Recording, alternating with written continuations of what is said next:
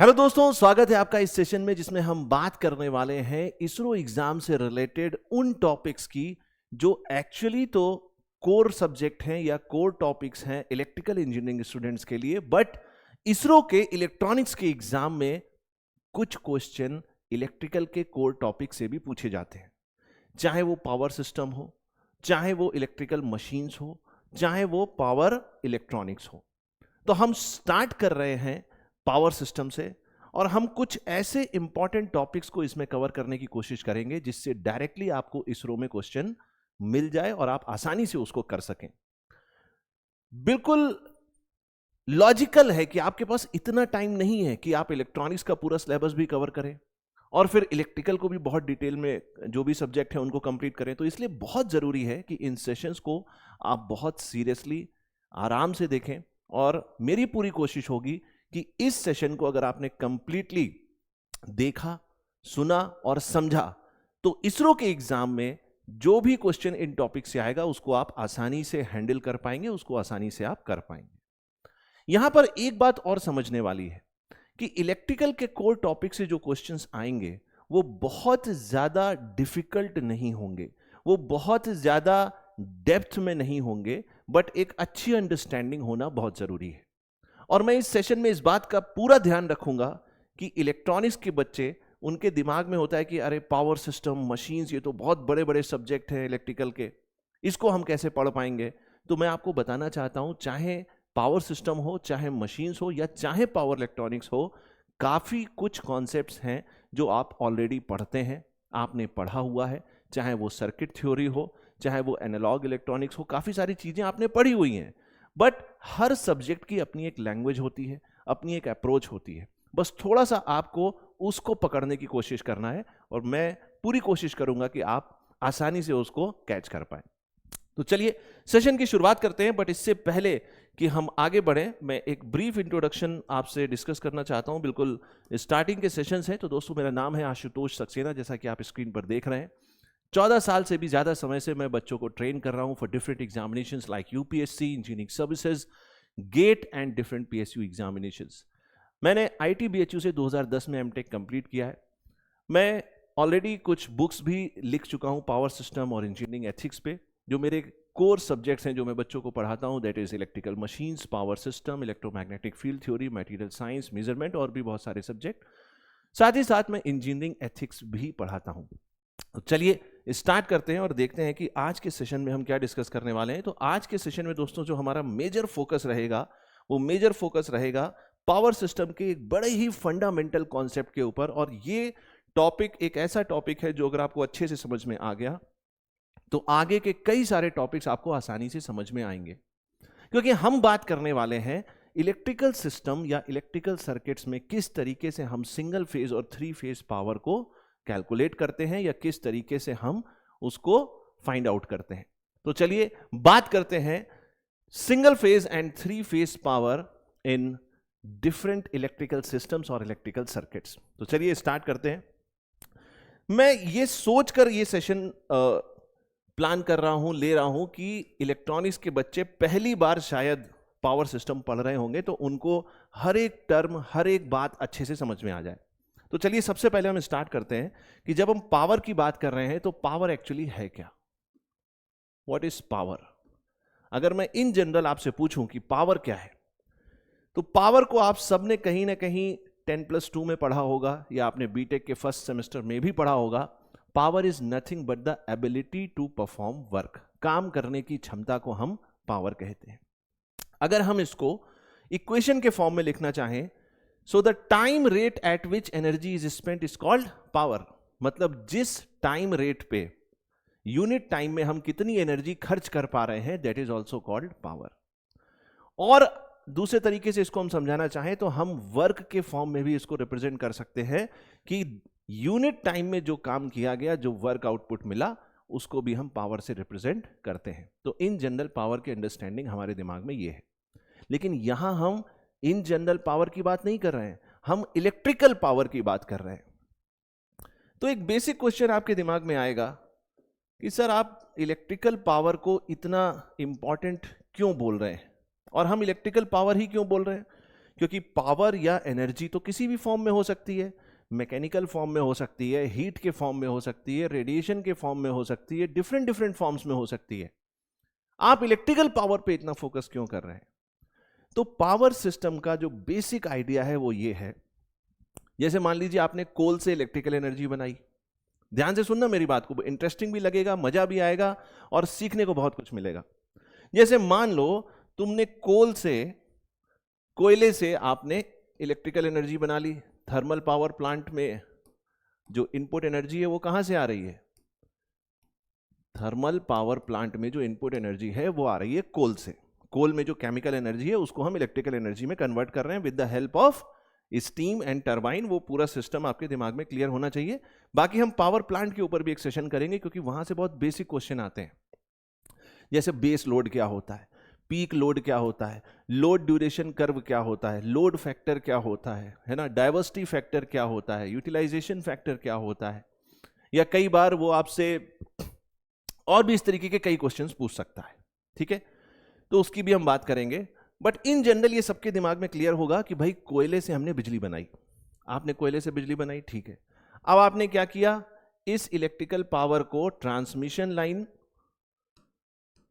और distribution line की मदद से आपने क्या किया, लोड तक पहुंचाया, लोड सेंटर तक पहुंचाया। ये हो गया लोड सेंटर। अब जरा अपने आसपास आप अलग अलग लोड्स को देखिए। आपके सर के ऊपर जो पंखा चल रहा है, वो पंखा आपको कौन सी एनर्जी दे रहा है? वो आपको मैकेनिकल एनर्जी दे रहा है, मतलब जो आउटपुट है वो मैकेनिकल एनर्जी है। तो आपके दिमाग में क्वेश्चन आना चाहिए कि हमने पहले कोयले से इलेक्ट्रिकल एनर्जी बनाई, इलेक्ट्रिकल एनर्जी को हमने लोड सेंटर तक भेजा, और लोड सेंटर पे हमने जब पंखा चलाया तो हमें आउटपुट में मिली मैकेनिकल एनर्जी। तो हम क्यों इलेक्ट्रिकल एनर्जी की बात कर रहे हैं? क्या हम डायरेक्टली मैकेनिकल एनर्जी की बात नहीं कर सकते? कर सकते हैं, थ्योरेटिकली कर सकते हैं, लेकिन वो इकोनॉमिकल नहीं होगा। अगर आप इलेक्ट्रिकल एनर्जी को देखें, it is the most economical form of energy. इसको हम सबसे इकोनॉमिकल फॉर्म ऑफ एनर्जी कहते हैं। क्यों कहते हैं? क्योंकि इलेक्ट्रिकल एनर्जी को आप किसी भी फॉर्म ऑफ एनर्जी में आसानी से ट्रांसफॉर्म कर सकते हैं। आपके कमरे में, आपके घर में ही कई सारे एग्जाम्पल्स हैं। आप जब वॉशिंग मशीन यूज करते हैं तो वॉशिंग मशीन में क्या है? Mechanical energy. आपके फैन में क्या है? Mechanical energy. आप जब एयर कंडीशनिंग सिस्टम यूज कर रहे हैं तो वहां पर भी क्या है? Heat energy. या अगर आप हीटर यूज कर रहे हैं अपने घर में, ब्लोअर यूज कर रहे हैं ठंडक में, तो वहां भी आप क्या कर रहे हैं? इलेक्ट्रिकल एनर्जी को हीट एनर्जी में कन्वर्ट कर रहे हैं। पानी को गर्म करने के लिए आप गीजर का यूज कर रहे हैं, वहां भी आप क्या कर रहे हैं? इलेक्ट्रिकल एनर्जी को हीट एनर्जी में, थर्मल एनर्जी में ट्रांसफॉर्म करके यूज कर रहे हैं। तो इलेक्ट्रिकल एनर्जी का हम एंड यूटिलाइजेशन नहीं करते, कहीं पर भी टर्मिनल यूज नहीं है इलेक्ट्रिकल एनर्जी का, लेकिन इलेक्ट्रिकल एनर्जी को एक जगह से दूसरी जगह ट्रांसपोर्ट करना ज्यादा इकोनॉमिकल है, ज्यादा आसान है। एक बार आपने ट्रांसमिशन लाइन बिछा दी, रोज रोज थोड़ी बिछानी है। अब आप खुद सोचो कि कोयला यहां पर मिल रहा है, लोड यहां पर है, यस और नो?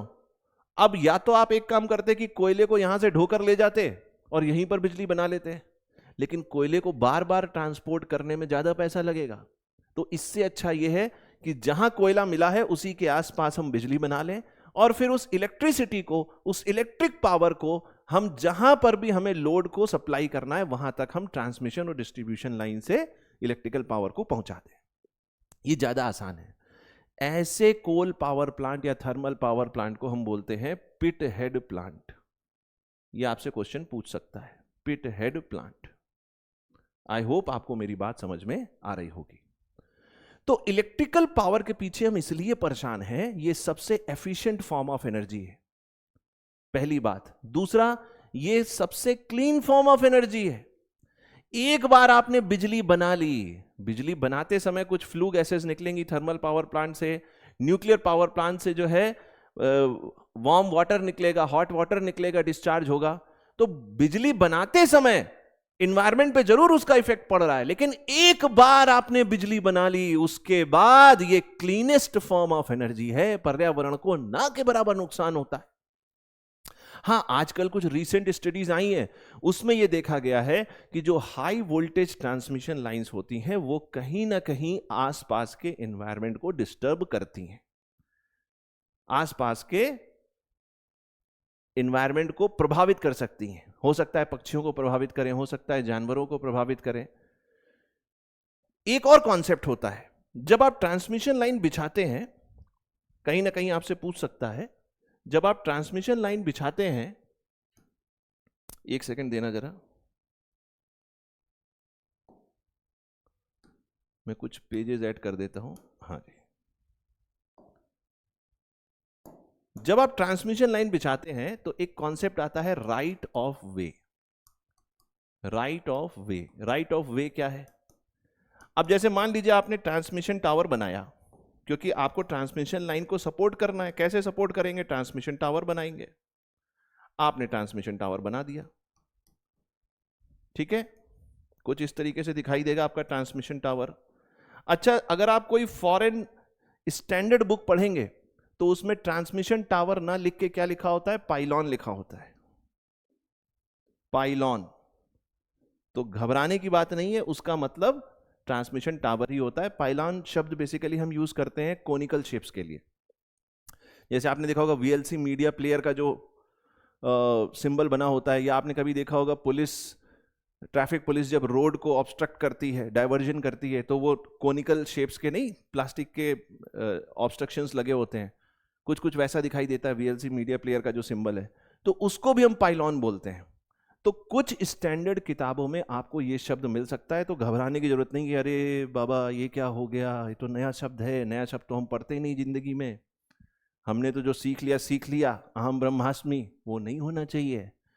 हमेशा आपके अंदर सीखने की ललक होनी चाहिए, कोई भी नई चीज मिले उसको सीखो। बहरख्याल, अब मैं बात कर रहा था कि electrical energy cleanest form of energy है, बट इसमें कुछ एक्सेप्शंस भी हैं, इसमें कुछ अपवाद भी हैं। क्या अपवाद हैं, जरा जल्दी से देखते हैं। कौन परेशान कर रहा है भाई मुझे? क्लास के बीच में परेशान नहीं करो।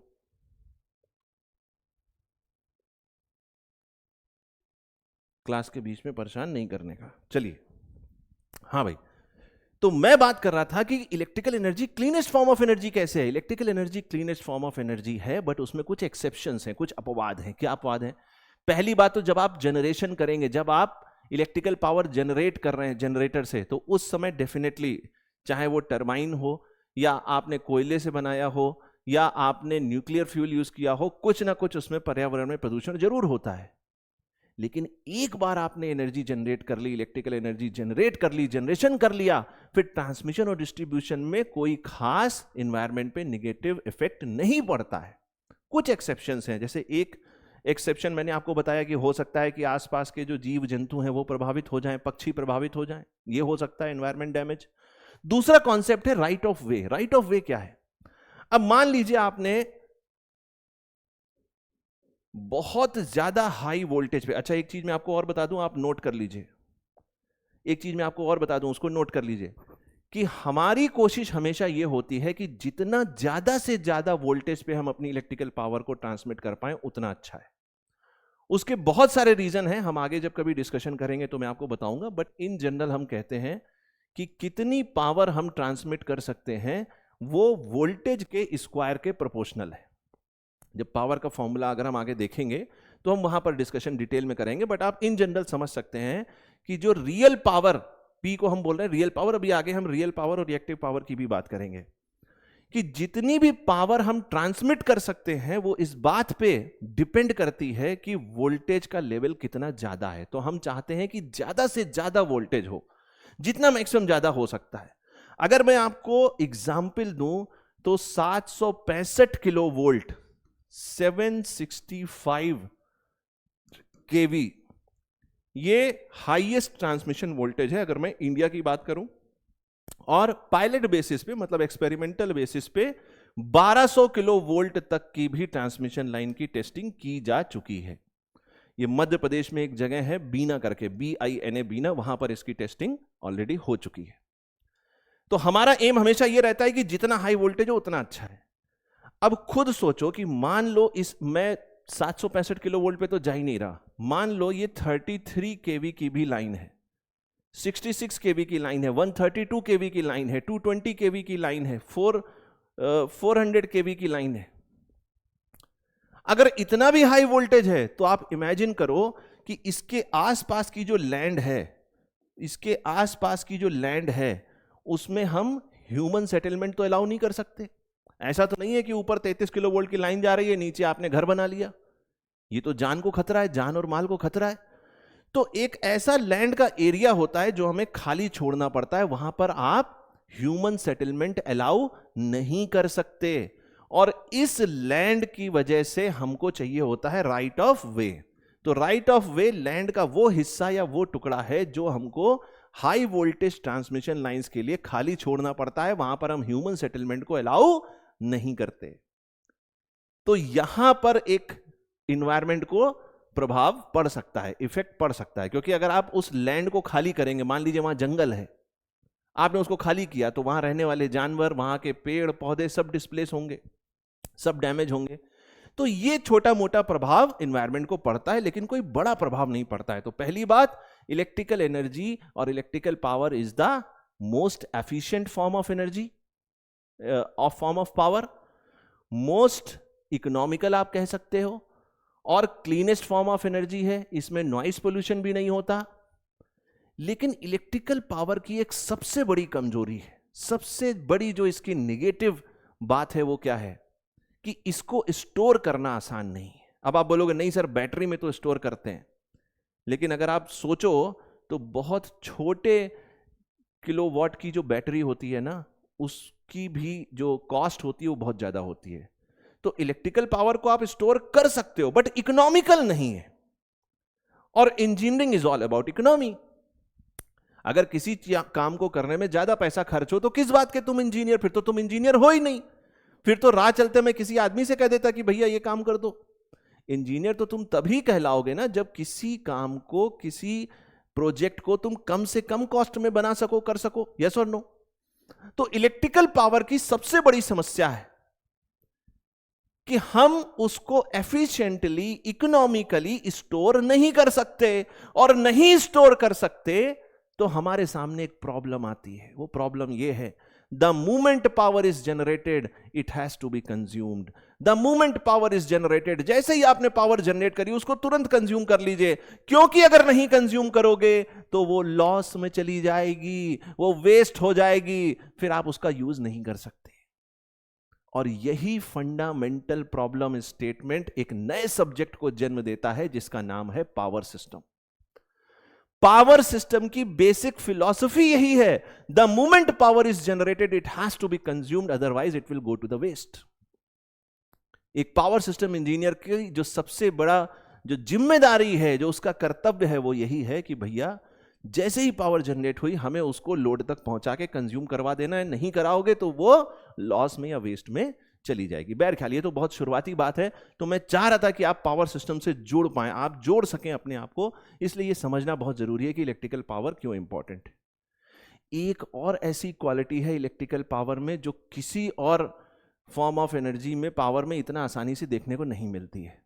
मिलती है कुछ और फॉर्म ऑफ एनर्जी में भी, जैसे लाइट एनर्जी में देखने को मिलती है, कि इलेक्ट्रिकल पावर या इलेक्ट्रिकल वोल्टेज और करंट ये ट्रांसमिशन लाइन में लगभग स्पीड ऑफ लाइट के बराबर स्पीड से ट्रैवल करते हैं। आप इमेजिन करो, आप घर में बैठे हो, अभी तक सब ठीक चल रहा था, एकदम से आपको गर्मी लगी, आपने कहा लाओ फैन चला लें। अब आपने जैसे ही फैन चलाया, पावर पता नहीं कहां जनरेट हो रही होगी, किस पावर प्लांट में, वहां से पता नहीं कितने सैकड़ों किलोमीटर से ट्रांसमिशन लाइन आ रही होगी, फिर डिस्ट्रीब्यूशन लाइन आई, फिर आपके घर तक बिजली आई। लेकिन जैसे ही आपने स्विच क्लोज किया, जैसे ही सर्किट क्लोज किया, आपको तुरंत पावर मिल गई, एनर्जी मिल गई, आपका फैन चलने लगा। तो ये इसलिए हो पा रहा है क्योंकि इलेक्ट्रिकल एनर्जी, या आप कह सकते हैं वोल्टेज और current, travels at the approximately at the speed of light in vacuum, 3 into 10 to the power 8 metre पर सेकेंड या 3 into 10 to the power 5 kilometre पर सेकेंड। ब्लिंक ऑफ, जब तक आप पलक झपकाओगे तब तक वो ट्रैवल कर चुकी होगी। बात समझ में आ रही है कि नहीं? तो ये सारी कहानी है इस बात के पीछे कि क्यों हम इलेक्ट्रिकल पावर के पीछे इतना परेशान है। तो आई होप ये बात सबको समझ में आ गई होगी। तो ये तो बात थी, इसके पीछे कहानी क्या है। अब हम जरा आगे बढ़ते हैं और समझने की कोशिश करते हैं। जैसे मान लो मैं अगर इलेक्ट्रिकल पावर की बात करूं, तो इलेक्ट्रिकल पावर को मैं दो तरीके से समझ सकता हूं भाई, या तो मेरे पास एसी सर्किट होगा या डीसी सर्किट होगा। अगर मान लो मेरे पास डीसी सर्किट या डीसी सिस्टम है, और या मेरे पास एसी सर्किट या एसी सिस्टम हो सकता है। एसी और डीसी में क्या अंतर है ये सबको पता होगा, जितने भी इलेक्ट्रॉनिक्स वाले बच्चे हैं सबको क्रिस्टल क्लियर होगा, लेकिन मैं थोड़ी सी आपको एक अंडरस्टैंडिंग दे देता हूं, आपको मजा भी आएगा और समझ में भी आएगा। अब देखो जरा डीसी और एसी में क्या अंतर है। जैसे मान लो डीसी है, अगर मैं वोल्टेज की बात करूं, हम थोड़ा स्लो चलेंगे स्टार्टिंग में, पहला सेशन है, थोड़ा स्लो चलेंगे ताकि बच्चे कनेक्ट कर पाए, धीरे धीरे फिर हम थोड़ी स्पीड बढ़ा देंगे, ठीक है। कोई दिक्कत, कोई समस्या, कोई परेशानी तो आप मुझे तुरंत बताएंगे, उस समस्या का तत्काल प्रभाव से निदान किया जाएगा। अब मान लीजिए यहां पर आप बात कर रहे हैं डीसी की, ये डीसी वोल्टेज है और ये हो गया आपका टाइम, ये हो गया एसी वोल्टेज, समय के साथ बदल रहा है, ये हो गया टाइम, ठीक है।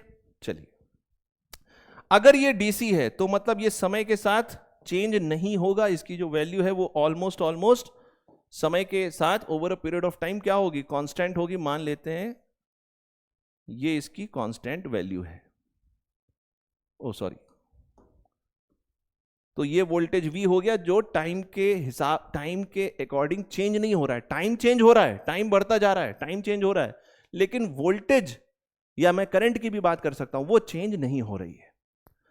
तो DC circuit, DC system, DC voltage, DC current वो फिजिकल क्वांटिटी है जो समय के साथ बदल नहीं रही है। बात समझ में आ रही है, ठीक है। अगर हम अल्टरनेटिंग क्वांटिटीज की बात करें तो अल्टरनेटिंग क्वांटिटीज जो समय के साथ अल्टरनेट कर रही हैं, जो समय के साथ बदल रही हैं। अब इसमें कई तरीके के वेव फॉर्म्स होते हैं, तो एक बड़ा फंडामेंटल क्वेश्चन आपके दिमाग में आना चाहिए कि यार अल्टरनेटिंग तो कुछ भी हो सकता है, मैं ऐसा बना दूं अल्टरनेटिंग, क्या ये पॉसिबल नहीं है? ये भी पॉसिबल है, ऐसा बना दूं मैं, ये भी तो अल्टरनेट कर रहा है।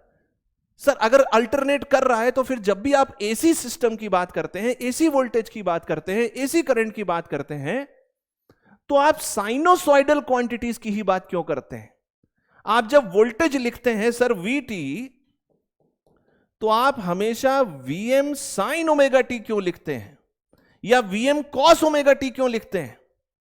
कोई और वेव फॉर्म क्यों नहीं लेते? वो भी तो अल्टरनेटिंग है, वो भी तो टाइम के साथ बदल रहा है। अरे भैया इसलिए नहीं लेते कि तुम्हारी जिंदगी आसान हो, तुम्हारी जिंदगी में कैलकुलेशन कम हो। साइनोसॉइडल क्वांटिटी, साइन का वेव फॉर्म इकलौता ऐसा वेव फॉर्म है, इसको जोड़ोगे, घटाओगे, डिवाइड करोगे, स्क्वायर रूट करोगे, स्क्वायर करोगे, जो करना है करो, it will always be A sinusoidal form.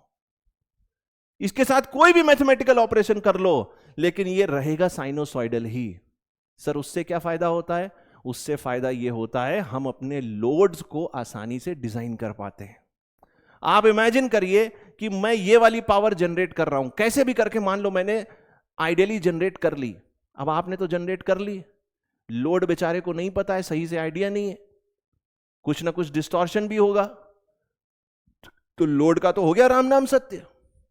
लेकिन आप इमेजिन करो कि आपने साइनोसॉइडल पावर भेजी, वोल्टेज या करंट, आपने साइनोसॉइडल वोल्टेज और करंट भेजा, तो लोड को यह बात तो पहले से पता है कि भैया जो एसी पावर आ रही है वो साइनोसॉइडल है, थोड़ा बहुत हो सकता है डिस्टॉर्शन, लॉसेस भी हो सकते हैं, लेकिन अल्टीमेटली चाहे आप एडिशन करो, सब्सट्रैक्शन करो, डिवीजन करो, मल्टीप्लिकेशन करो, पावर करो, कुछ कर लो, ऑलमोस्ट जितने भी मैथमेटिकल ऑपरेशंस हैं उसको जब आप परफॉर्म करोगे तो आपको साइनोसॉइडल टर्म ही मिलेगा। इसीलिए हम जब भी अल्टरनेटिंग वोल्टेज या करंट की बात करते हैं तो हम हमेशा साइनोसॉइडल क्वांटिटी की ही बात करते हैं। तो साइनोसॉइडल के लिए मान लो मैंने मान लिया कि ऐसा कुछ वेव फॉर्म है हमारे पास, हो सकता है, यस और नो। तो हम अपने वोल्टेज को कैसे रिप्रेजेंट कर रहे हैं? Vm sine omega T. Omega क्या है? फ्रीक्वेंसी है, और Vm क्या है? पीक या मैक्सिमम मैग्नीट्यूड है किसका? वोल्टेज का। बात समझ में आ रही है सबको? अब ध्यान से देखो, जब हम डीसी सिस्टम की बात करते हैं तो हमें कोई चिंता नहीं होती है। क्यों? क्योंकि इसकी वैल्यू तो कांस्टेंट है, इसमें कोई दिक्कत ही नहीं है। बट साइनोसॉइडल क्वांटिटीज में हमें समस्या है क्योंकि टाइम के साथ चेंज हो रहा है। मान लीजिए आपका कोई दोस्त है, वो आपसे मिलने आया, उसने कहा और भाई क्या कर रहे हो, सब बढ़िया चल रहा है? आपने कहा हाँ भाई बस कट रही है किसी तरीके से। उसने कहा और बताओ क्या कर रहे हो? तो आपने बोला कि यार मेरे पास एक वोल्टेज है। उसने पूछा अच्छा कितना है? आपने बोला सर T1 टाइम पे V है।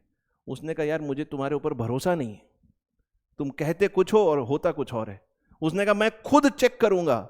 वो आया, उसने चेक किया T2 टाइम पर।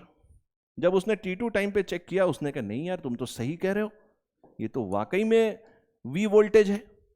तो डीसी में तो कोई प्रॉब्लम नहीं है क्योंकि ये टाइम के साथ चेंज नहीं कर रहा है, लेकिन एसी में गड़बड़ हो जाएगा। मान लीजिए आपका दोस्त आया, उसने पूछा भैया कितना वोल्टेज है? आपने कहा भाई ये है वोल्टेज। आप T1 टाइम पर गए, आपने चेक किया, आपने कहा ये वोल्टेज था, सपोज V1। उसने कहा नहीं मुझे विश्वास नहीं तुम्हारी बात पे, मैं खुद चेक करूंगा। अब वो गया बेचारा चेक करने, उसने जब चेक किया तो टाइम T2 हो गया। मान लो टाइम T2 हुआ, अब उसको ये वोल्टेज मिल रहा है। वो दोस्ती तोड़ देगा, वो कहेगा यार ये तो भरोसेमंद दोस्त है ही नहीं, ये तो V1 बोल रहा था, मुझे तो निगेटिव में मिल रहा है। इसीलिए हम जब भी एसी क्वांटिटीज की बात करते हैं तो हम यहां पर बात करते हैं RMS की। इसको हम बोलते हैं रूट मीन स्क्वायर। ये इलेक्ट्रॉनिक्स वाले भी बहुत अच्छे से पढ़ते हैं, इसमें कोई गड़बड़ नहीं होनी चाहिए। तो root mean square, RMS value जो है वो एसी की क्या है? Effective value. एसी की क्या है? Effective value.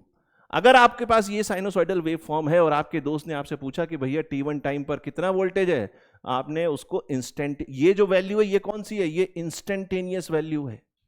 उस टाइम इंस्टेंट पर कितनी वैल्यू थी? इंस्टेंटेनियस। ये इंस्टेंटेनियस वैल्यू है, उस टाइम इंस्टेंट पर क्या वैल्यू थी? लेकिन RMS value is the effective value of the alternating quantity. ये आपको इफेक्टिव वैल्यू दे रहा है। अब चाहे आप T1 पे कैलकुलेट, T1 में जाकर देखो या T2 में देखो, आप तो वेवफॉर्म की बात करोगे ना। जब आप आरएमएस की बात कर रहे हो मतलब आप वेवफॉर्म की बात कर रहे हो। बात समझ में आ रही है कि नहीं आ रही? यस और नो? अच्छा, आरएमएस वैल्यू अभी हम आगे डिस्कस करेंगे, बट आरएमएस वैल्यू को हम कैसे डिफाइन करते हैं? मैक्सिमम वैल्यू और पीक वैल्यू डिवाइडेड बाई √2। ठीक है, इतना सबको पता होना चाहिए। इससे ज्यादा बेसिक अब क्या लोगे? बच्चे की जान लोगे? आई होप इतना ठीक है, सबको क्लियर है। तो चलिए हम वापस चलते हैं। हम कह रहे थे कि भाई इलेक्ट्रिकल पावर की हम जब बात करेंगे तो या तो हम डीसी सर्किट के लिए बात करेंगे या हम एसी सर्किट के लिए बात करेंगे। तो अगर हम डीसी सर्किट की बात कर रहे हैं, अगर हम डीसी सिस्टम की बात कर रहे हैं, तो हम पावर को सिंपली क्या लिख देते हैं? वोल्टेज और करंट का मल्टीप्लीकेशन, काम खत्म। इसमें कोई दिक्कत, कोई परेशानी नहीं है। लेकिन हम जब एसी सिस्टम या एसी सर्किट की बात करते हैं तो वहां पर जो इलेक्ट्रिकल पावर है वो एक कॉम्प्लेक्स पावर है। It is a complex quantity. Complex मतलब समझते हो, जिसमें रियल पार्ट भी हो और इमेजिनरी पार्ट भी हो। इसको हम बोलते हैं कॉम्प्लेक्स पावर। इसका एक और नाम भी है, जैसे आपके घर का नाम अलग होता है, स्कूल का नाम अलग होता है, दोस्तों में अलग नाम होता है, वैसे ही इसको हम बोलते हैं एपरेंट पावर। एपरेंट मतलब जो हमें लगता है कि है लेकिन होता नहीं है। जो हमें लगता है कि है लेकिन होता नहीं है उसको हम बोलते हैं एपरेंट। इंग्लिश में इसका मतलब एपरेंट शब्द का ये होता है, लेकिन यहां पर हम शब्द यूज कर रहे हैं एपरेंट। क्यों, ये भी मैं डिस्कस करूंगा। इसको एपरेंट पावर के नाम से भी जानते हैं, और अगर सही तरीके से समझो तो हम इसको टोटल पावर के नाम से भी जानते हैं। हम इसको टोटल पावर के नाम से भी समझते हैं। आई होप ये बात सबको समझ में आ रही है, ठीक है कि नहीं? अब इसको रिप्रेजेंट कैसे करते हैं जरा समझो, कैसे रिप्रेजेंट करते हैं।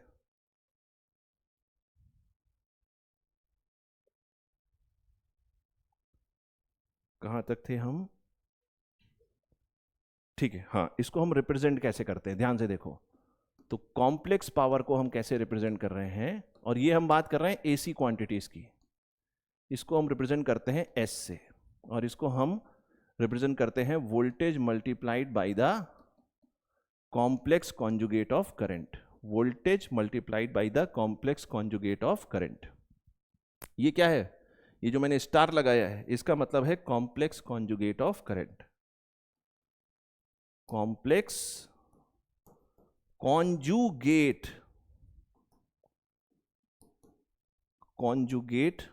Of current.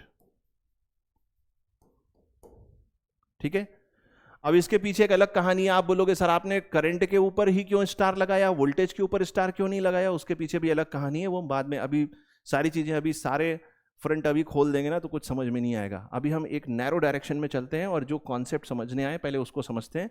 इसके लिए मैं कभी भी अलग से आपसे बात कर लूंगा, छोटा सा मुद्दा है वो मैं कभी भी डिस्कस कर लूंगा। या किसी बच्चे को डाउट हो तो कमेंट सेक्शन में लिख देना कि सर वो स्टार वाला आपने बताया नहीं था, वो बताइए जरा, ठीक है। अच्छा, आप मेरा टेलीग्राम चैनल भी ज्वाइन कर सकते हो, या गीक्स फॉर गीक्स का भी टेलीग्राम चैनल ज्वाइन कर सकते हो, वो मैं आपको सेशन के एंड में दिखा दूंगा, ठीक है।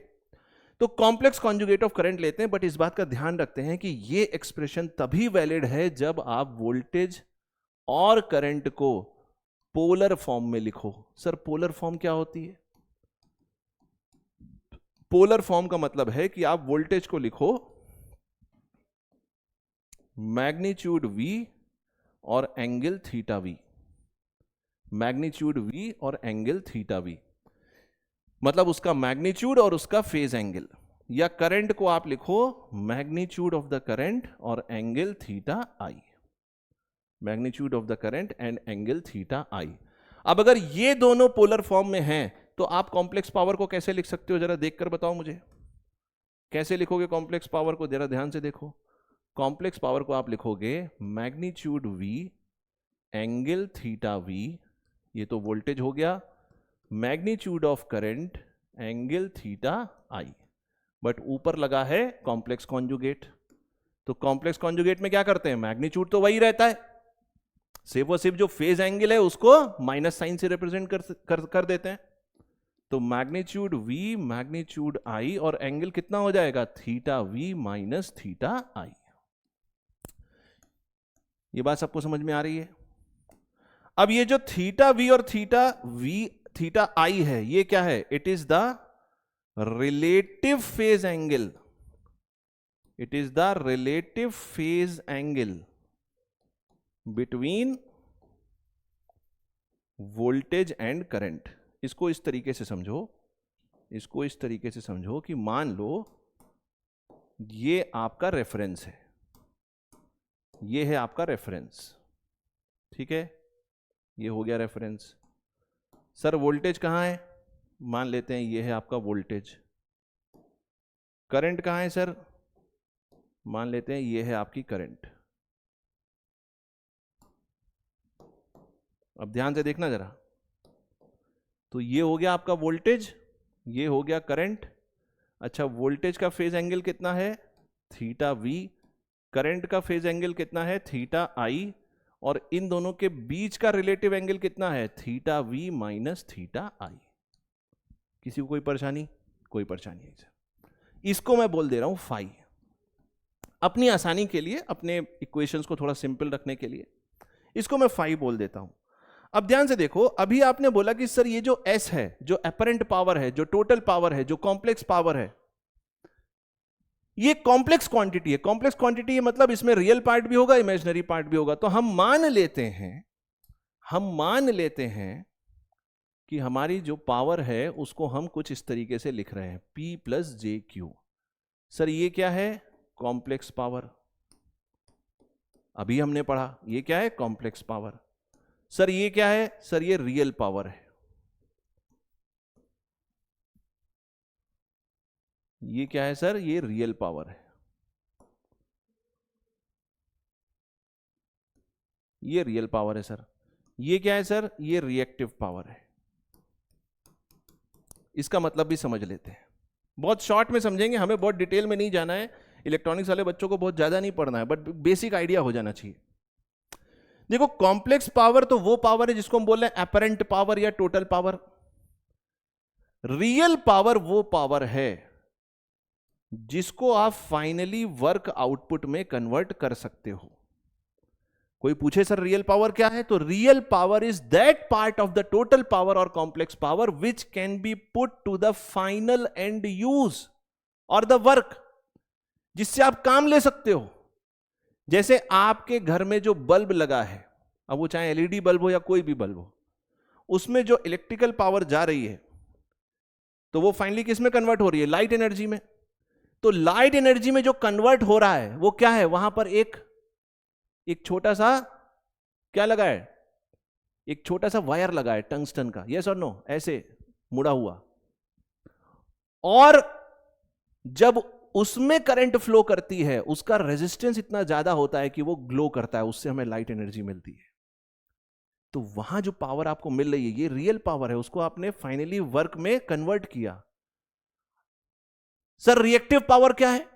Sir reactive power complex power का वो हिस्सा है, वो पार्ट है जिसको आप वर्क में कन्वर्ट नहीं कर सकते।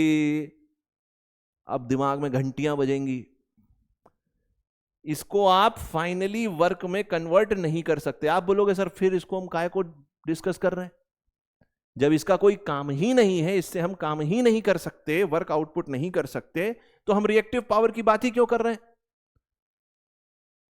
मेरे प्यारे दोस्तों, अगर रिएक्टिव पावर ना होती तो आप इलेक्ट्रिकल पावर को एक जगह से दूसरी जगह ट्रांसफर नहीं कर सकते थे। सर सीरियसली, अगर रिएक्टिव पावर ना हो तो आप इलेक्ट्रिकल पावर को एक जगह से दूसरी जगह ट्रांसमिट नहीं कर सकते। सर क्यों नहीं कर सकते? सर इसलिए नहीं कर सकते कि तुम्हारा ट्रांसफार्मर, तुम्हारा जनरेटर, तुम्हारा मोटर या जितने भी तुम ऐसे मशीन्स यूज कर रहे हो, वो बिना मैग्नेटिक फ्लक्स के काम ही नहीं करेंगे। अब दिमाग में घंटी टंटना आई, सर मैग्नेटिक फ्लक्स के बिना काम नहीं करेंगे, तो वो जो मैग्नेटिक फ्लक्स आ रहा है वो कहां से आ रहा है? वो जो मैग्नेटाइजिंग करंट है वो कहां से आ रही है? वो इस रिएक्टिव कंपोनेंट से आ रही है। रिएक्टिव एनर्जी की खास बात यह है कि आप इसको फाइनल वर्क में कन्वर्ट नहीं कर सकते, लेकिन ये एक जगह स्टोर होती है और उस स्टोर्ड एनर्जी को आप एक जगह से दूसरी जगह सेंड कर सकते हैं। जैसे आपके पास एक इंडक्टर है, मान लो, मैं एक एग्जांपल देता हूं, जैसे मान लो एक इंडक्टर है। अब आपने ये सर्किट थ्योरी में पढ़ा होगा नेटवर्क्स में। अब इसमें कितनी एनर्जी स्टोर है? Half Li²। आपने इसके पास एक कैपेसिटर जोड़ दिया, तो इंडक्टर बहुत दानी होता है, तुरंत दान दे देता है। जैसे ही आपने कैपेसिटर, इसने कहा भाई नहीं, ये अपनी सारी की सारी स्टोर्ड एनर्जी किसको दे देगा? कैपेसिटर को दे देगा। तो जैसे ही एक साइकिल कंप्लीट होगी, ये सारी Li² किसको दे देगा? हाफ CV² को दे देगा। लेकिन ऐसा नहीं है, कैपेसिटर भी बहुत बड़ा दानी है। ये कहेगा नहीं नहीं भैया, तुम खुद तो खाली हो गए, सब मुझे ही दे दिया, नहीं नहीं वापस लो वापस लो। अब ये वापस देगा। अब जब ये वापस देगा फिर ये चार्ज हो जाएगा, फिर इसने एनर्जी स्टोर कर ली। अब अगर इस सर्किट में रेजिस्टेंस नहीं है तो अनंत काल तक ये एनर्जी ऑसिलेट करती रहेगी। इंडक्टर कैपेसिटर को चार्ज करेगा, खुद डिस्चार्ज हो जाएगा, फिर कैपेसिटर इंडक्टर को चार्ज करेगा, खुद डिस्चार्ज हो जाएगा। ये चार्जिंग डिस्चार्जिंग चलती रहेगी। बात समझ में आई? हमारे इलेक्ट्रिकल सर्किट में, इलेक्ट्रिकल पावर सिस्टम में भी ऐसे ही कुछ हो रहा है। रिएक्टिव एनर्जी कहीं पर भी कंज्यूम नहीं हो सकती, क्योंकि कंज्यूम सिर्फ और सिर्फ रियल पावर हो सकती है। इसीलिए हम इसको ट्रू पावर भी बोलते हैं। मेरे भाई, मेरे दोस्त, मेरे बेटे, इसीलिए इसको हम ट्रू पावर भी बोलते हैं। और रिएक्टिव फॉर्म ऑफ एनर्जी जो है वो सिर्फ स्टोर हो सकती है। लेकिन आपके ट्रांसफार्मर को काम करने के लिए क्या चाहिए? प्राइमरी और secondary winding, mutual flux link होगा। कैसे लिंक होगा? मैग्नेटिक फ्लक्स चाहिए, मैग्नेटाइजिंग करंट चाहिए। कहां से आएगी? वो इसी रिएक्टिव कंपोनेंट से आएगी। आपका जनरेटर, आपका मोटर, चाहे कोई भी हो, मैग्नेटिक फ्लक्स के बिना तो काम ही नहीं कर सकता। इसीलिए हम कहते हैं कि अगर रिएक्टिव पावर नहीं है तो आप इलेक्ट्रिकल फॉर्म ऑफ एनर्जी को, इलेक्ट्रिकल एनर्जी को एक जगह से दूसरी जगह ट्रांसमिट नहीं कर सकते। आई होप मेरी बात आपको समझ में आ रही है। अब सीधे चलते हैं और जरा हम देखते हैं power triangle. Sir power triangle क्या है? अभी आपने बोला ना कॉम्प्लेक्स पावर, ध्यान से देखना जरा। ये आपने बोला P, अब देखो Q के साथ J जुड़ा हुआ है। Q के साथ क्या जुड़ा है? J। तो ये J जो है, इसको ऐसे समझो कि ये 90 डिग्री का डिस्प्लेसमेंट देता है। क्या देता है? 90 डिग्री का डिस्प्लेसमेंट। और कैसे देता है? Anti clockwise. सर समझ में नहीं आया। सर ये आपने तो बहुत ही गहराई वाली बात कर दी, नहीं समझ में आया। देखो अभी समझ में आ जाएगा। जब आप छोटे बच्चे थे तो आपने एक बहुत छोटा सा कॉन्सेप्ट पढ़ा था। क्या पढ़ा था? देखो, अगर मैं लिखूं e⁻⁻j तो इसको हम कैसे रिप्रेजेंट कर सकते हैं? मैथमेटिक्स में पढ़ा होगा, जरूर पढ़ा होगा, 10+2 में जरूर पढ़ा होगा। और बीटेक चाहे किसी भी ब्रांच से किया हो, फर्स्ट सेमेस्टर सेकंड सेमेस्टर में मैथमेटिक्स में जरूर पढ़ा होगा। अगर मैं लिखूं e raise to the power j theta, तो इसको मैं कैसे लिख सकता हूं sir? cos theta plus j sin theta. अच्छा भैया, सर थीटा को 90 लिख दूं, क्या हो जाएगा सर? थीटा अगर 90 हो जाए तो ये हो जाएगा e j 90 degree. Sir cos 90, जिसको नहीं पता है तैयारी छोड़ दो भाई। जिसको cos 90 और sin 90 की वैल्यू नहीं पता है, तत्काल प्रभाव से तैयारी छोड़ेगा। ये हो जाएगा 0, ये हो जाएगा 1, क्या आ जाएगा? j। इसका मतलब ये j क्या कर रहा है? मैग्नीट्यूड 1 है, यहां पर मैग्नीट्यूड 1 है। मतलब अगर आप किसी भी फिजिकल क्वांटिटी को अगर आप j से मल्टीप्लाई करते हो तो उसके मैग्नीट्यूड पे कोई फर्क नहीं पड़ता, बट उसका जो फेजर है वो एंटी क्लॉकवाइज डायरेक्शन में 90 डिग्री से शिफ्ट हो जाता है। सर बहुत छोटी सी बात है। अब जरा ध्यान से देखो, तो मैंने क्या बनाया था? Power triangle P plus JQ, तो ये हो गया JQ, मैं मैग्नीट्यूड लिख लेता हूं Q। P और Q, इसका आप फेजर सम करोगे तो आपको मिल जाएगा S। सर ये एंगल क्या है? अब ध्यान से सुनना, ये कौन सा एंगल है? ये वही एंगल है जो वोल्टेज और करंट के बीच का रिलेटिव फेज एंगल था। ये है फाई, ये है फाई। अब सर इसमें सिर्फ और सिर्फ ट्रिग्नोमेट्री बची, अब कुछ नहीं बचा है, अब खेल खत्म हो गया सर। तो क्या सर मैं P को लिख सकता हूं S cos फाई? यस। क्या सर मैं Q को लिख सकता हूं S sin फाई? यस।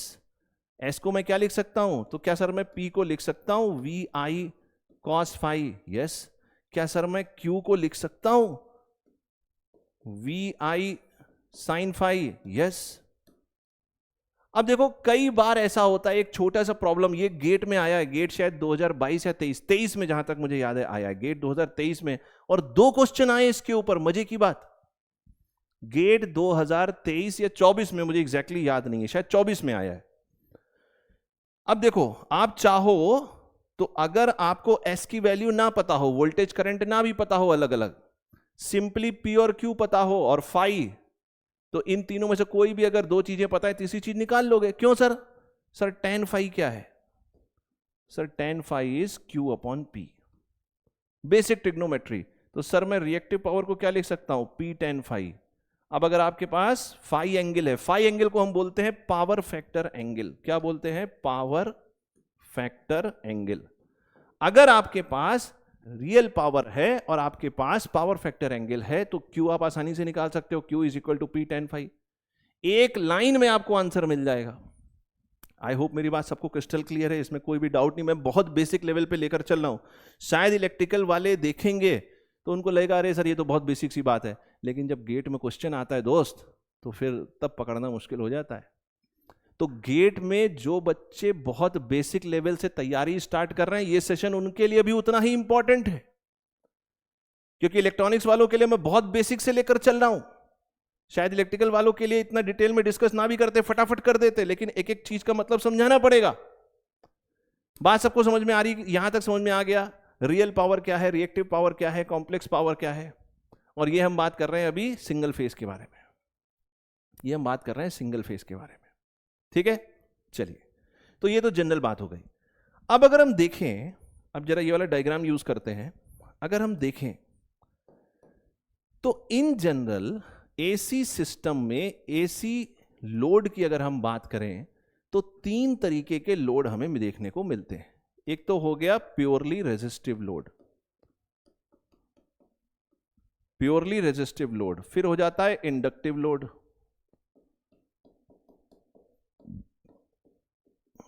और तीसरा है कैपेसिटिव लोड।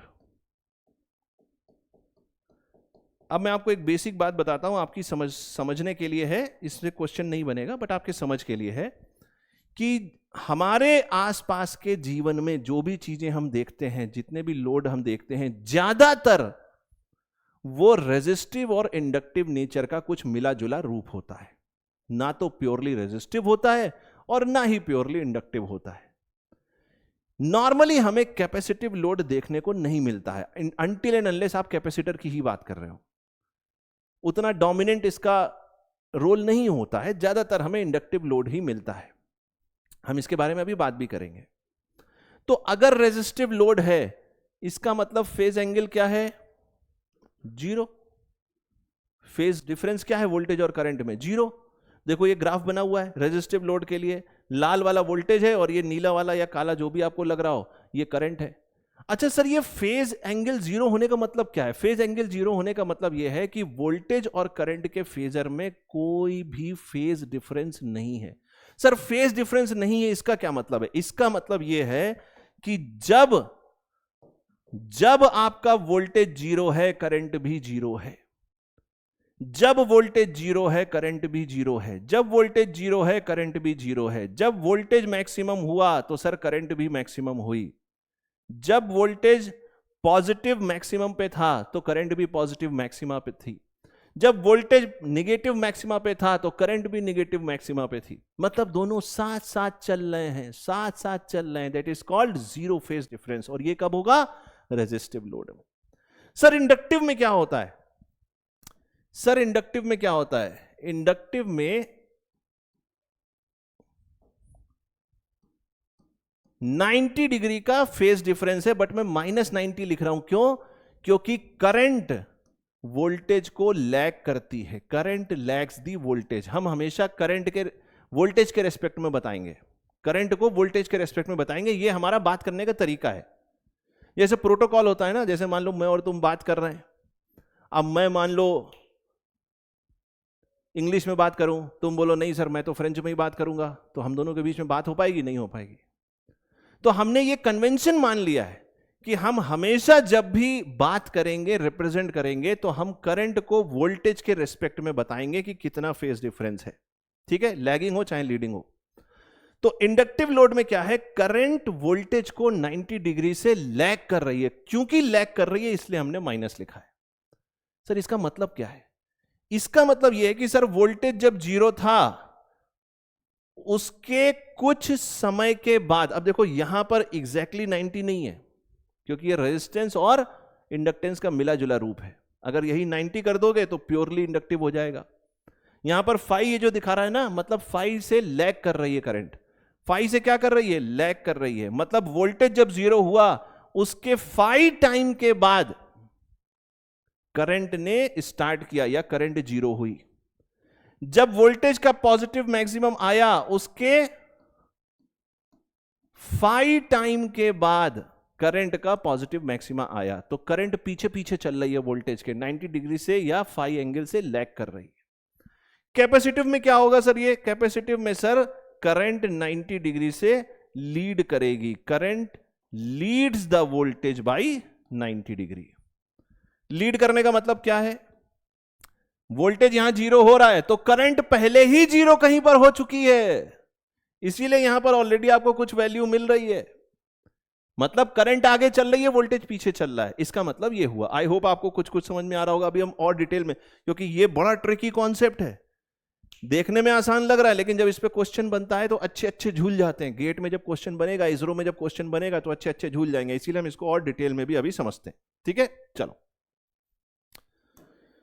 मान लो मेरे पास एक रेजिस्टिव लोड है। ध्यान से सुनना मेरी बात को।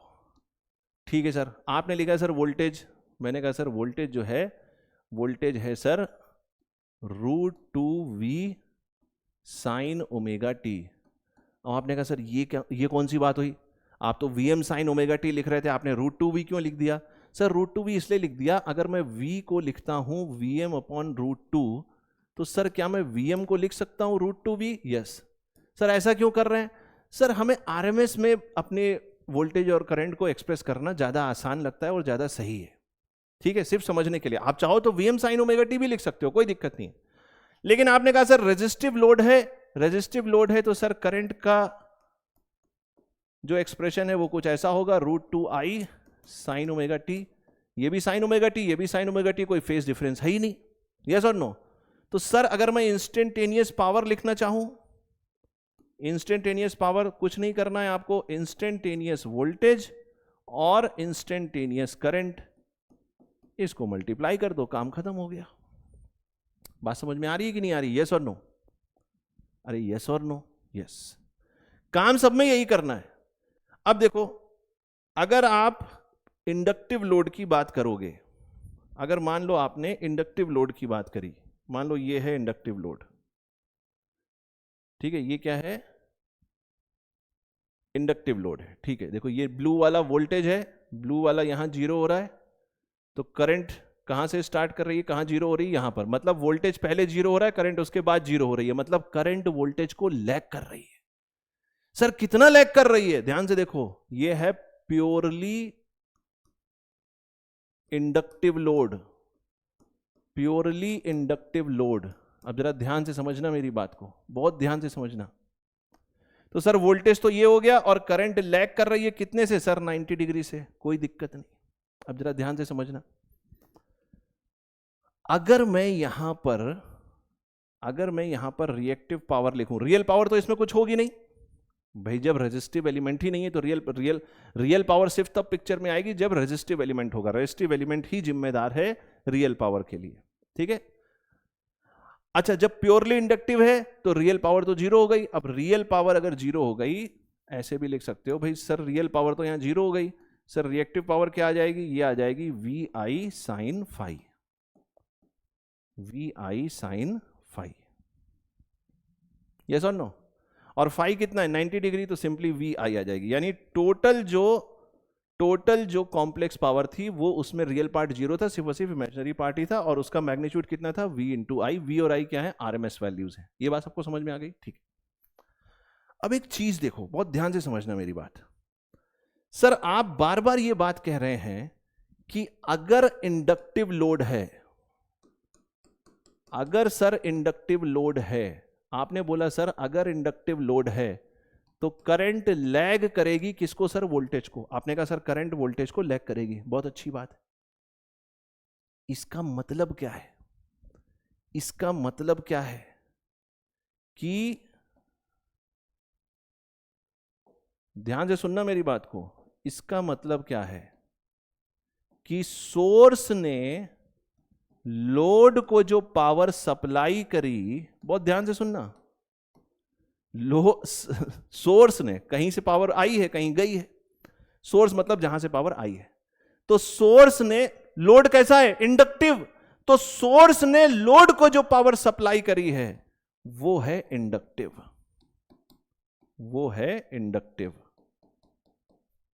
इंडक्टिव का मतलब sir lagging volt ampere reactive.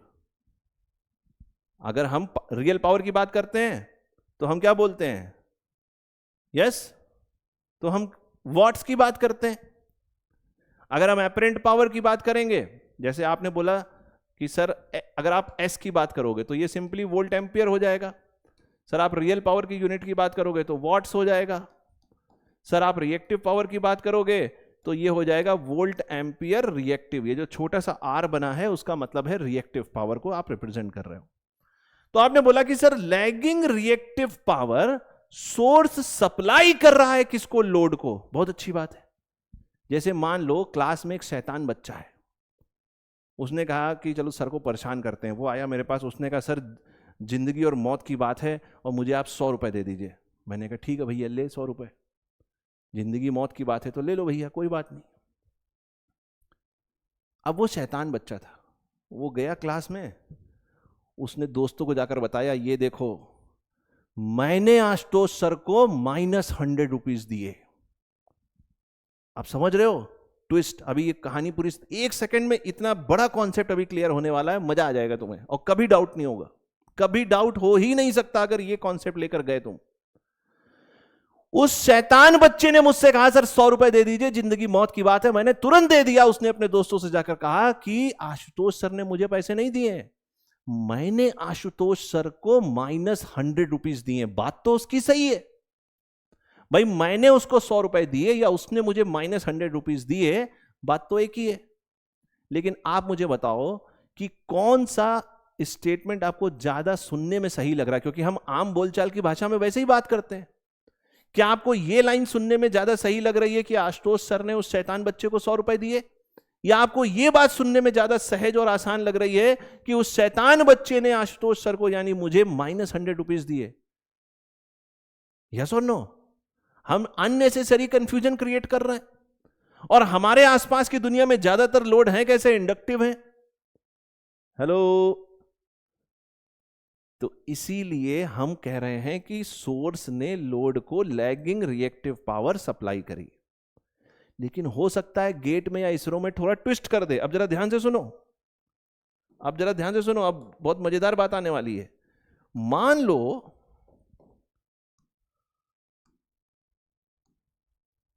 कि यहां पर जो लोड लगा है वो प्योरली इंडक्टिव लोड है, ठीक है। अब मैं, दो तरीके हैं। इसने जो करंट ली वो कुछ ऐसी करंट थी, आई एल मैंने करंट मान ली। यहां से जो करंट आ रही थी वो आई थी। मैंने कहा कि नहीं, इसको मैं ऐसे भी लिख सकता हूं, ध्यान से देखना, मैं ऐसे भी लिख सकता हूं कि लोड जो है वो सोर्स को minus I L current supply कर रहा है। हेलो, नहीं आई बात समझ में?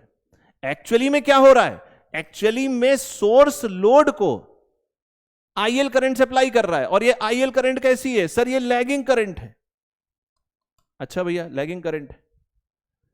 लेकिन आप चाहें तो इसी बात को ऐसे भी कह सकते हैं कि ये जो इंडक्टर है, ये जो लोड है, ये लोड सोर्स को या सप्लाई को माइनस आईएल करंट सप्लाई कर रहा है। अगर मैंने ऐसा कहा तो फेजर डायग्राम कैसे बनेगा? सर ये हो गया voltage. Sir IL current purely inductive है तो 90 डिग्री लैग करेगी भाई, इन जनरल तो लैग करेगी, यस और नो। लेकिन आपने कहा कि नहीं सर, आईएल नहीं, माइनस आईएल बताओ। अब माइनस आईएल क्या हो जाएगा, जरा ध्यान से देखो, मजेदार चीज है। माइनस आईएल क्या होगा? इस आईएल का ठीक इक्वलेंट अपोजिट 180 डिग्री। ये क्या हो गया भैया? ये हो गया sir minus IL. Minus IL, minus IL कौन सी करंट है? माइनस आईएल वो करंट है जो ये इंडक्टिव लोड सोर्स को सप्लाई कर रहा है। अब ध्यान से देखो, अब ये जो करंट सप्लाई कर रहा है ये क्या है? ये 90 डिग्री लीडिंग है। इसका मतलब क्या है? इसका मतलब ये है कि आप चाहे ये बोलो कि सोर्स इंडक्टिव लोड को लैगिंग रिएक्टिव पावर सप्लाई कर रहा है, या आप ये भी कह सकते हो कि इंडक्टिव लोड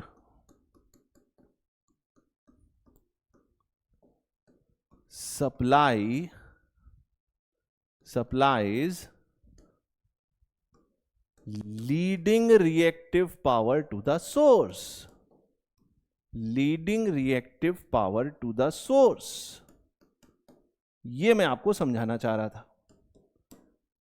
कई बार ऐसे घुमा दिया जाता है आपको कॉन्सेप्ट में कि अगर इंडक्टिव लोड है तो लोड का नेचर क्या है? एब्जॉर्ब करना। तो इन जनरल हम आम बोलचाल की भाषा में जो हम बोलेंगे वो यही बोलेंगे कि भाई सप्लाई ने, सोर्स ने लोड को लैगिंग रिएक्टिव पावर सप्लाई करी या लैगिंग करंट सप्लाई करी, या हम ये कहेंगे कि लोड ने एब्जॉर्ब किया, ये भी कह सकते हो। इंडक्टिव लोड है तो उसने जो पावर एब्जॉर्ब करी वो क्या थी? लैगिंग रिएक्टिव पावर थी। लेकिन आप इसको ठीक दूसरी तरह से कह सकते हो कि इंडक्टिव लोड सोर्स को जो पावर सप्लाई कर रहा है वो लीडिंग है। हेलो, बात समझ में आ रही है कि नहीं आ रही है? आई थिंक अब समझ में आ गई होगी। तो कहीं पर भी ये कंफ्यूजन हो, ये वाला कॉन्सेप्ट आप अप्लाई कर सकते हैं। अब इसी तरीके से मान लो आपके पास कैपेसिटिव लोड हो, आपके पास कैपेसिटिव लोड हो। अब देखो अगेन, कैपेसिटिव लोड में क्या होगा सर? करंट जो है लीड करेगी किसको? वोल्टेज को, बाय 90 डिग्री। 90 डिग्री से लीड कर रही है। अब देखो ये वोल्टेज हो गया और वोल्टेज से 90 डिग्री लीड कर रही है करंट। दिख रही है कि नहीं? सर वोल्टेज यहां पर था, सर ये वोल्टेज है नीला वाला, ये यहां पर जीरो हुआ तो करंट चूंकि लीड कर रही है, मतलब करंट पहले ही कहीं जीरो हो चुकी है। कितना पहले सर? 90 डिग्री पहले जीरो हो चुकी है। दोनों के बीच में फेज डिफरेंस कितना है? 90 डिग्री का। ये कैपेसिटिव के लिए है। अब इसको भी तुम दोनों तरीके से बोल सकते हो। तुम ये बोल सकते हो कि सोर्स ने, कौन सा लोड है? कैपेसिटिव लोड, इसको क्या किया? लीडिंग पावर सप्लाई करी, लीडिंग रिएक्टिव पावर। या तुम ये भी कह सकते हो, अब आसान है आपके लिए समझना, कि कैपेसिटिव लोड ने सोर्स को जो पावर सप्लाई करी वो क्या है, लैगिंग है। अब ये मुझे समझाने की जरूरत नहीं है, आपको तुरंत समझ में आ गया होगा। तो दोनों तरीके से कहा जा सकता है, ठीक है। तो अब कभी भी अगर ये कॉन्सेप्ट आपके सामने आता है तो आप इस चीज का पूरा पूरा ध्यान रखेंगे कि हम दोनों तरीके से बात कर सकते हैं। अगर इंडक्टिव लोड है तो सोर्स ने, ध्यान से देखो, ये हो गया सोर्स, ये हो गया लोड, इसने रिएक्टिव पावर सप्लाई करी। कौन सी रिएक्टिव पावर सर, लैगिंग। अगर लोड सोर्स को सप्लाई करेगा, हम इस तरीके से बोलना चाहते हैं, तो जो रिएक्टिव पावर ये करेगा वो कौन सी हो जाएगी, लीडिंग। अब इसमें किसी को डाउट नहीं होना चाहिए। इसी तरीके से मान लीजिए आपके पास कैपेसिटिव लोड है। अब ध्यान से देखो, अब सोर्स लोड को या कैपेसिटिव लोड को जो पावर सप्लाई कर रहा है वो क्या है, वो लीडिंग है। या आप ये भी कह सकते हो कि लोड ने सोर्स को जो पावर सप्लाई करी वो क्या है, लैगिंग है। अब इसमें किसी को अगर डाउट है तो आप पूछ सकते हैं। इसमें अगर किसी को डाउट है तो आप कमेंट सेक्शन में मुझसे पूछ लीजिएगा। आई होप इससे ज्यादा आपको क्लैरिफिकेशन की, क्लैरिटी की जरूरत नहीं। चलिए, तो यहां तक हमने अभी बात करी एक्टिव रिएक्टिव पावर को समझने की। अब जरा हम सिंगल फेज पावर की बात करते हैं। सिंगल फेज पावर, जरा ध्यान से देखना।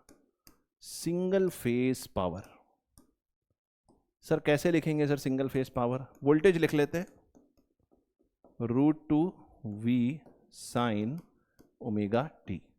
करंट लिख लेते हैं sir, √2 I sine omega T -5। -5 क्यों? मान लेते हैं कि करंट वोल्टेज को फाई एंगल से लैग कर रही है। इन दोनों ही इक्वेशन में V और I क्या है? क्योंकि हम AC की बात कर रहे हैं तो RMS वैल्यूज हैं। These are the RMS values, ठीक है। अब मुझे अगर इंस्टेंटेनियस पावर लिखनी है, इंस्टेंटेनियस पावर लिखनी है, तो मैं कैसे लिखूंगा? ध्यान से देखो, सिंपली वोल्टेज और करंट का मल्टीप्लिकेशन कर दो। इस बात का ध्यान रखना कि हम करंट का कॉम्प्लेक्स कॉन्जुगेट तभी लेते थे जब हम पोलर फॉर्म की बात करते थे। ये पोलर फॉर्म नहीं है, साइनोसॉइडल फॉर्म है। तो सिंपली वोल्टेज और करंट का प्रोडक्ट या मल्टीप्लिकेशन, इसको हम पावर से रिप्रेजेंट कर रहे हैं और ये इंस्टेंटेनियस पावर है। क्या हम एक्सप्रेशन लिख सकते हैं? Yes sir, √2V sine omega T √2I sine omega T -5। इसको जरा सिंप्लीफाई करेंगे तो ये आ जाएगा VI 2 sine omega T sine omega T -5। Sir ये VI तो ठीक है, ये 2 साइन C साइन D का फॉर्मूला लग रहा है, ट्रिग्नोमेट्री में आता था ना, 2 साइन C साइन D का फॉर्मूला लग रहा है सर। यस, क्या होता था फॉर्मूला? चलो, तो यहां से क्या आ जाएगा, कॉस दिस माइनस दिस, तो omega T minus omega T cancel हो गया, -5 तो +5 आ गया, तो सिंपली यहां पर आ गया cos 5 माइनस अगेन cos। अब की ऐड करना है,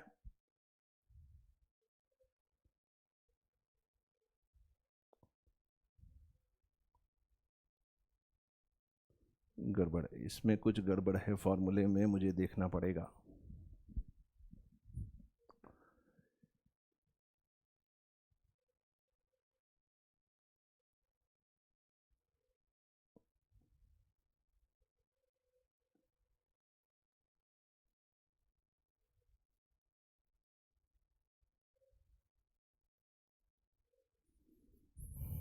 अच्छा, मैं कंफ्यूज कर गया।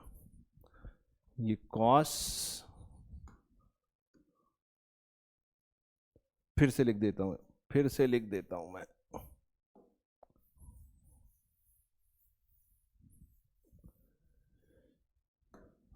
ठीक है, तो साइन C और साइन D वाला फॉर्मूला यहां पर लगाना पड़ेगा। तो sine 2 sine C into sine D, ये क्या हो जाएगा, cos C plus D minus cos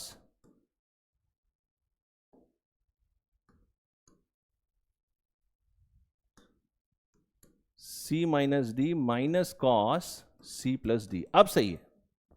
तो ये फॉर्मूला, इस फॉर्मूले को अप्लाई करेंगे तो इंस्टेंटेनियस पावर कितनी आ जाएगी, जरा ध्यान से देखो। इंस्टेंटेनियस पावर आ जाएगी, यहां से VI तो आ जाएगा, VI आ गया, और ये 2 साइन दिस, तो omega T minus omega T cancel, minus minus plus five, तो ये सिंपली आ जाएगा यहां पर कॉस फाइव माइनस, अब ऐड करना पड़ेगा cos omega T plus omega T minus five, तो ये 2 ओमेगा टी माइनस फाइव आ जाएगा, ये आ जाएगा cos 2 omega T minus five.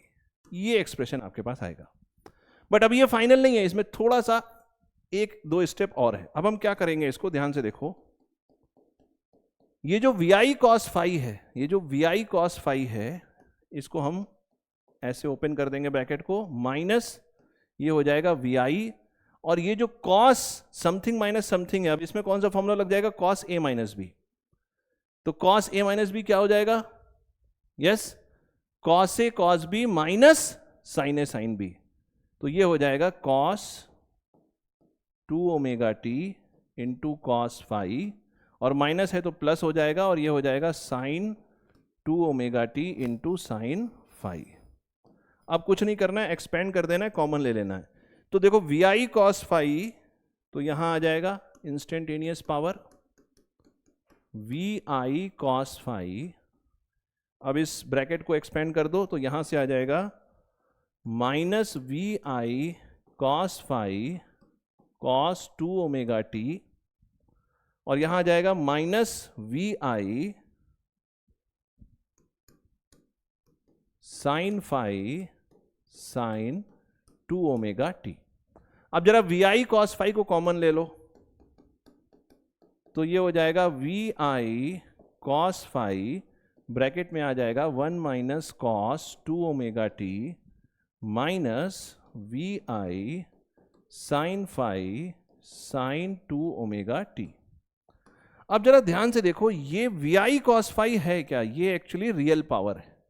ये VI साइन फाइव है क्या, ये रिएक्टिव पावर है। तो सिंगल फेज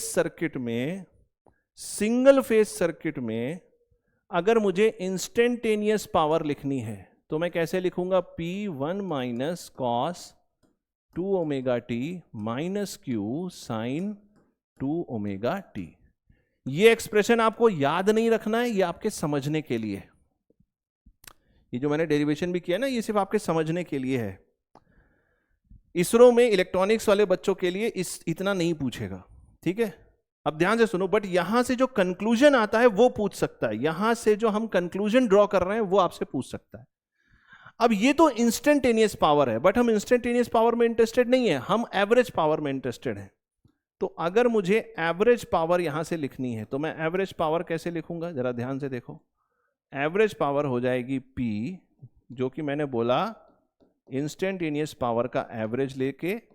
अब ध्यान से देखो, साइनोसॉइडल टर्म्स का जब हम फुल साइकिल में पॉजिटिव साइकिल और नेगेटिव साइकिल को मिला के जब एवरेज लेते हैं तो जीरो आता है। जितना पॉजिटिव हुआ उतना नेगेटिव हो गया, तो एवरेज जीरो ही होता है। तो ये वाला टर्म भी जीरो हो जाएगा, ये भी जीरो हो जाएगा, सिर्फ क्या बचेगा, P। और P क्या है, VI cos फाइव। इसको हम बोलते हैं पावर फैक्टर, इसको हम बोलते हैं पावर फैक्टर। तो सिंपली अगर आपको पावर फैक्टर लिखना हो तो आप लिखते हैं cos फाइव, और V और I क्या है, V और I जो है वो that is the RMS value of the voltage and current, RMS value of the voltage and current. अब यहां से दो कंक्लूजन है। पहली बात तो ये कि जो एवरेज पावर है that is the real power. तो रियल पावर को आप एक और तरीके से डिफाइन कर सकते हो कि average value of the instantaneous power is called real power. इतना आपसे पूछेगा नहीं मेरे ख्याल। मजे की बात यह है कि जो इंस्टेंटेनियस पावर है उसकी जो फ्रीक्वेंसी है वो ओरिजिनल वोल्टेज और करंट की फ्रीक्वेंसी की 2 टाइम्स है। क्या बोला मैंने सर, मैंने बोला instantaneous power in a single phase circuit is 2 times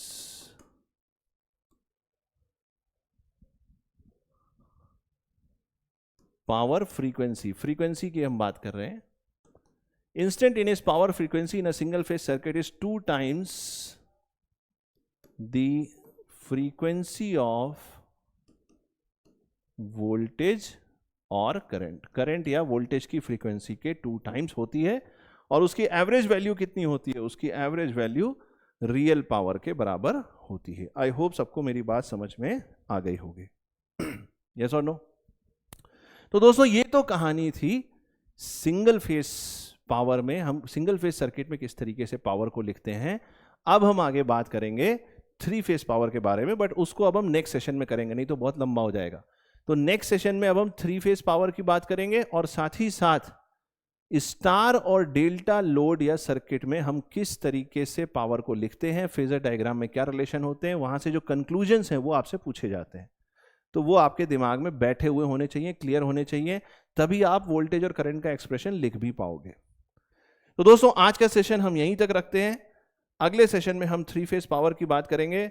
comment section में जरूर से बताइए कि आपको ये सेशन कैसा लगा, और कहीं पर भी कुछ आपको डाउट है तो आप मुझसे अपना डाउट कमेंट सेक्शन में भी पूछ सकते हैं। आप चाहें तो मेरा personal Telegram channel that is Ashu Jinnah, ASHUJINA, आशु जिना, इसको ज्वाइन कर सकते हैं। या आप, और इसके साथ ही साथ, या और नहीं है, दोनों ही करने हैं, गीक्स फॉर गीक्स का जो गेट का टेलीग्राम चैनल है उसको भी आप जरूर से ज्वाइन कर लीजिए, क्योंकि गेट से रिलेटेड जितनी भी इंपॉर्टेंट अपडेट्स हैं वो आपको यहां पर आसानी से मिल जाएंगी। ठीक है, तो दोस्तों आज की क्लास यहीं तक। अगले सेशन में 3 फेज वाले पावर के जो सेशन में हम बात करेंगे उसमें हम कुछ सिंगल फेज से रिलेटेड कुछ क्वेश्चंस भी करने वाले हैं। तो आज की क्लास यहीं तक, मिलते हैं अगली क्लास में। Till then good bye, take care, all the best, thank you so much, thank you everybody.